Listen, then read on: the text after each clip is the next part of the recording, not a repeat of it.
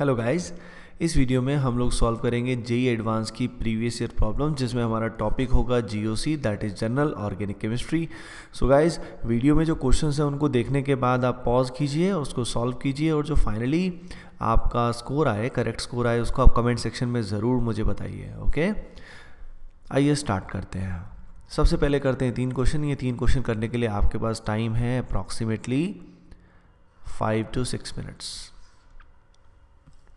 Okay, I hope आपने इसको try किया होगा। सो फर्स्ट क्वेश्चन में करेक्ट आंसर इज, बताइए क्या इसका करेक्ट आंसर आएगा। The correct answer is a. तो देखिए ये कैसे आया।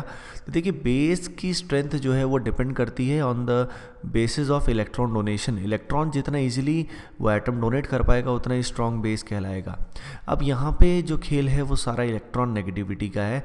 ओ की इलेक्ट्रॉन नेगेटिविटी 3.5 है, नाइट्रोजन की क्या होगी 3 होगी, sp हाइब्रिडाइज कार्बन की अप्रॉक्सीमेटली 3.3 होगी, और ये जो कार्बन है इसकी इलेक्ट्रॉन नेगेटिविटी 2.5 होगी। जिसकी इलेक्ट्रॉन नेगेटिविटी लीस्ट है वो अपने लोन पेयर को, अपने इलेक्ट्रॉन पेयर को सबसे लूजली हेल्ड करेगा, यानी इलेक्ट्रॉन देना उसके लिए क्या रहेगा, सबसे आसान रहेगा। तो CH3CH2 नेगेटिव सबसे स्ट्रॉन्ग बेस है। उसके बाद सेकंड नंबर पे कौन आएगा, NH2 नेगेटिव, फिर कौन आएगा, ये आएगा। तो ये फैक्ट बहुत ही इंपॉर्टेंट है, ये आपको आना चाहिए। अगला क्वेश्चन है, which one of the following has the smallest heat of hydrogenation per mole. तो बताइए गाइज आपका आंसर क्या आया। So guys the correct answer is B, trans two butene. देखिए हीट ऑफ हाइड्रोजनेशन जो होती है it is inversely proportional to stability, एक बात तो ये होती है, and it is directly proportional to number of pi bonds. अब जैसा कि आप देख सकते हैं यहाँ पे 1,3-ब्यूटाडाइन जो है इसमें रेजोनेंस स्टेबलाइजेशन है, लेकिन यहाँ पे 2 पाई बॉन्ड्स होने की बजाय 2 पाई बॉन्ड्स होने की वजह से जब ये ब्रेक डाउन होंगे और हाइड्रोजन के मोल्स इसमें कितने ऐड होंगे, 2 ऐड होंगे, तो इसीलिए इसमें हाइड्रोजनेशन, हीट ऑफ हाइड्रोजनेशन काफ़ी ज़्यादा होगा despite having more stability. 1 butene में अगर हम देखें तो 1 ब्यूटीन में पाई बॉन्ड यहाँ पे आएगा, सिस 2 ब्यूटीन में पाई बॉन्ड यहाँ आएगा और ट्रांस 2 ब्यूटीन में यहाँ आएगा। तो पहले पाई बॉन्ड के रिस्पेक्ट में अल्फा हाइड्रोजन मात्र 2 होंगे, यहाँ पे अल्फा हाइड्रोजन टोटल 6 होंगे, यहाँ पे अल्फा हाइड्रोजन 6 होंगे। तो ये जो पहले वाला है ये लेस स्टेबल है, यानी इसमें तो हीट ऑफ हाइड्रोजनेशन क्या होगी, ज़्यादा होगी। अब ट्रांस और सिस में हमें अगर देखना है तो ट्रांस में टोटल 6 अल्फा एच हैं और सिस में भी 6 अल्फा एच हैं, लेकिन ट्रांस में स्टेबिलिटी क्या होती है, ज़्यादा होती है बिकॉज ऑफ लेसर रिपल्शन। तो स्टेबिलिटी ज़्यादा मतलब हीट ऑफ हाइड्रोजनेशन क्या होगी, कम होगी। तो correct answer is Bombay. Okay guys, अगले क्वेश्चन में आपसे पूछा है एसिडिक स्ट्रेंथ का ऑर्डर। तो बताइए सबसे ज़्यादा एसिडिक कौन है। बहुत ही आसान क्वेश्चन है। The correct answer is D. ऐसे ग्रुप जो -M-I शो करते हैं वो क्या करते हैं, एसिडिक स्ट्रेंथ को बढ़ाते हैं, और ऐसे ग्रुप जो क्या करते हैं +I +H ये सब शो करते हैं वो एसिडिक स्ट्रेंथ को डिक्रीज़ करते हैं। जैसे कि फोर्थ में अगर हम देखें तो फोर्थ ऑप्शन में जब H+ यहाँ से निकलेगा तो O नेगेटिव और यहाँ पे आएगा NO2, ये इसका कॉरस्पॉन्डिंग कॉन्जुगेट बेस है। कॉन्जुगेट बेस जितना स्टेबल होता है एसिडिक स्ट्रेंथ उतनी ही ज़्यादा होती है। तो NO2 इलेक्ट्रॉन खींच के इस नेगेटिव चार्ज को स्टेबलाइज करेगा। देखिए ये एक्चुअली रेजोनेंस करेगा, रेजोनेंस करके जो इसमें RS फाइनली बनेगा वो कुछ ऐसा बनेगा, और ये जो नेगेटिव चार्ज है इसको NO2 खींच के क्या करेगा, स्टेबलाइज करेगा via -I as well as -M। अब देखिए ये 3 क्वेश्चन आपने कर लिए। आइए करते हैं अगला सेट। इसमें आपको ये 4 क्वेश्चन करने हैं। 4 क्वेश्चन करने के लिए अप्रॉक्सीमेटली 10 मिनट से ज़्यादा आप ना लीजिए। Okay, so try your best. Okay, I hope आपने इन क्वेश्चंस को ट्राई कर लिया होगा। सो इन द फर्स्ट क्वेश्चन आपसे पूछा गया था order of the basic strength. तो देखिए the correct answer is D. ये क्वेश्चन ऑप्शन से भी हो सकता है। अब यहाँ पे बेसिक स्ट्रेंथ का मतलब अगेन इलेक्ट्रॉन पेयर डोनेशन की एबिलिटी। तो यहाँ पे सबसे पहले हम हाइब्रिडाइजेशन देखेंगे। तो ये नाइट्रोजन sp3 हाइब्रिडाइज्ड है, this nitrogen is sp2 hybridised. अब ये बात आपको आनी चाहिए, this nitrogen is sp3 hybridised, this nitrogen is sp2 hybridised. क्योंकि इसका लोन पेयर रेजोनेंस का पार्ट है इसलिए ये sp2 हाइब्रिडाइज्ड है। तो जिनकी हाइब्रिडाइजेशन sp3 है उनमें परसेंटेज एस करेक्टर लो है, यानी इलेक्ट्रॉन नेगेटिविटी क्या है, लेस है, तो इस कारण इनकी इलेक्ट्रॉन देने की टेंडेंसी ज़्यादा होगी, यानी फर्स्ट और थर्ड में ही कोई हाईएस्ट आएगा।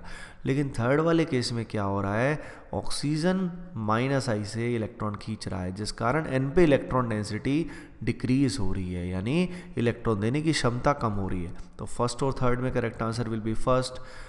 अब सेकंड, तो फर्स्ट के बाद थर्ड आ गया, आंसर तो इसी से निकल गया।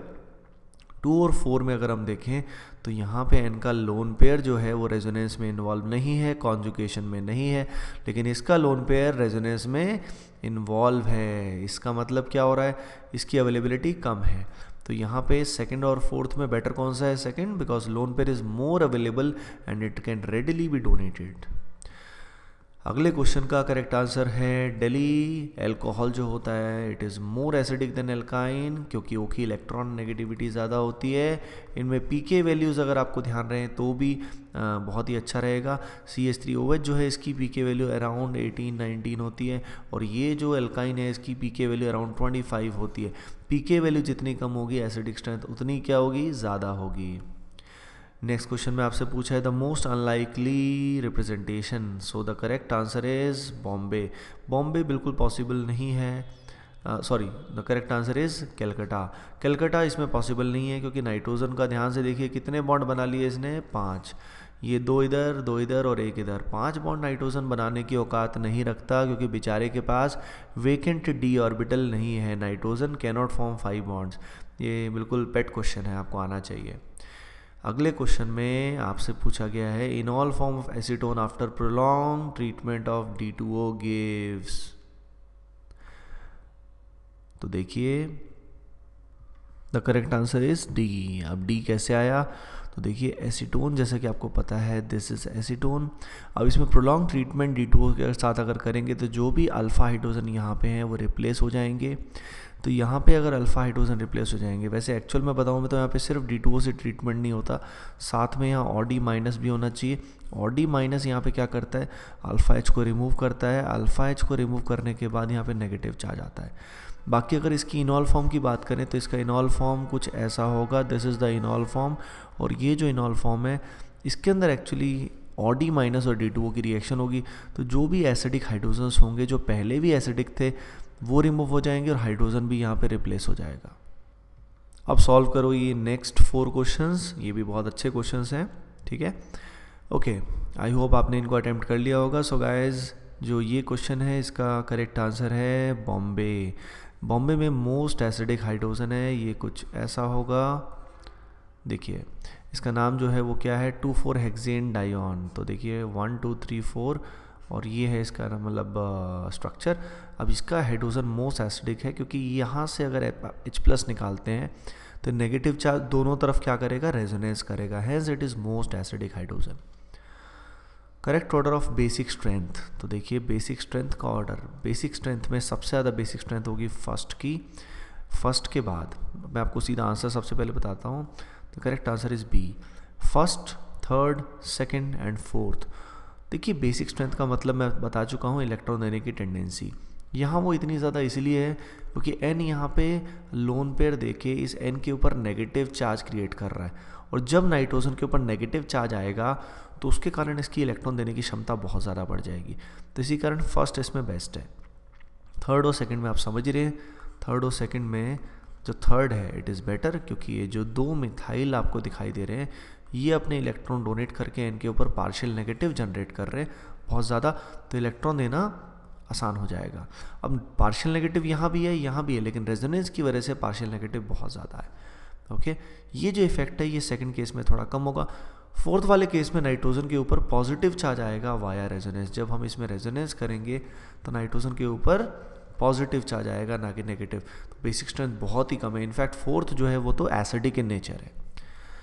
आइए करते हैं क्वेश्चन नंबर 4। आपसे पूछा है लोवेस्ट डाइपोल मोमेंट किसकी है, तो B has the lowest dipole moment, क्योंकि इसकी जो शेप होती है वो क्या होती है, लीनियर शेप। इसकी क्या होती है, लीनियर। लीनियर शेप में यहाँ पे कार्बन की इलेक्ट्रॉन नेगेटिविटी ज़्यादा है, तो इलेक्ट्रॉन का फ्लो इस तरफ होने वाला है, चार्जेस का डिस्ट्रीब्यूशन कुछ ऐसा होगा। तो ये दोनों वेक्टर जो है एक दूसरे को क्या कर देंगे, कैंसिल आउट कर देंगे, हेंस नेट डाइपोल इज 0। अगले क्वेश्चन में आपसे पूछा है which of the following acid has the lowest value of acid dissociation constant. तो lowest value acid dissociation constant का मतलब वीकेस्ट एसिड आपसे इसमें पूछा गया है। वीकेस्ट एसिड इस केस में कौन सा होगा, सी इज़ द वीकेस्ट एसिड, क्योंकि यहाँ पे देखिए COH सब में कॉमन है, यहाँ पे फ्लोरीन है, यहाँ पे ब्रोमीन है। अब जितना लेस इलेक्ट्रोनेगेटिव एटम होगा उतना एसिडिक स्ट्रेंथ क्या हो जाएगी, कम हो जाएगी, क्योंकि आपको ये पता होना चाहिए जितने इलेक्ट्रॉन खींचने वाले ग्रुप ज़्यादा होते हैं एसिडिक स्ट्रेंथ बढ़ जाती है। तो यहाँ पे ब्रोमीन है और ब्रोमीन भी डिस्टेंस पे है, दूर है, तो इसका इफेक्ट भी कम पड़ेगा। तो जो सी है it has the lowest value of acid dissociation constant.